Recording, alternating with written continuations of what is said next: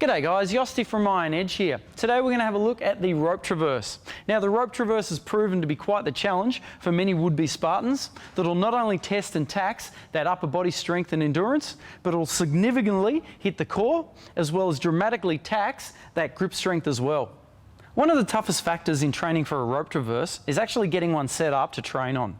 Rhythm and timing is the key to a good traverse, and staying out of the water will help that overall grip on the rope. One of the biggest mistakes is to fall into a hook leg drag, which will cause two things to happen.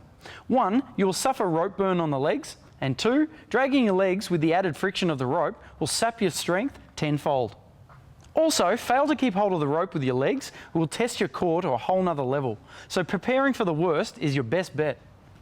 Needless to say, here are 4 exercises to help you train for the rope traverse, even if you don't have a traverse to play on.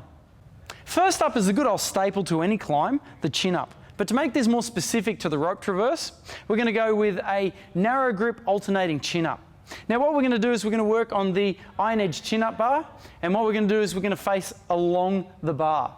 From there what we want to do is we want to go hand over hand, and from there I alternate side to side, drawing myself up so that my shoulder pretty much touches the bar. This is especially important for developing strength for the rope traverse, as well as giving you the confidence that if your feet should slip off the bar, that you can still hang onto the rope. Secondly, and to develop effective gripping strength for the rope traverse, is a rope climb on the climbing rope. Now what we want to do is we want to reach up nice and high, we draw ourselves up to our hands, and then we go with a scoop and stomp with our feet. Once our feet are stable, we reach again, and then we draw ourselves up. To go back down, we ease ourselves down, and then scoop and stomp in reverse until we get back down to the ground. Thirdly, and one of the most undertrained aspects to the rope traverse, is a core-specific movement aimed to develop the strength and the ability to be able to get your feet back to the rope if they should slip off. Now we're going to do a toes to bar, but with a slight difference. We're going to face along the bar, not your traditional way. So what we want to do is we want to assume a alternating grip, just like so.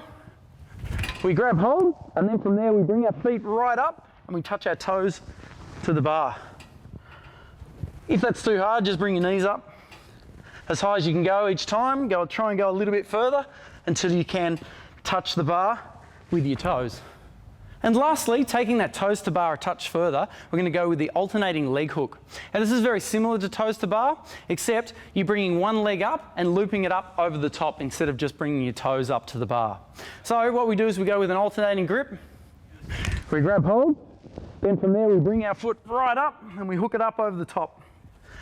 Go through full extension, hooking up and alternating each time as you go. That way, if your feet should slip off, you're going to know exactly what to do, and you're going to have the strength to be able to bring those feet back up and get going again. Sets and reps will be dependent upon where your training is at, but remember, it'll take a fair chunk of time to complete the traverse, so working for time as a circuit will suit you best. Here are 2 basic training schemes to get you going, but feel free to play around. Remember, for all your training needs and equipment, don't forget to check out ironedge.com, and don't forget to stay updated at spartanrace.com.au and the Spartan Race Australia Facebook page.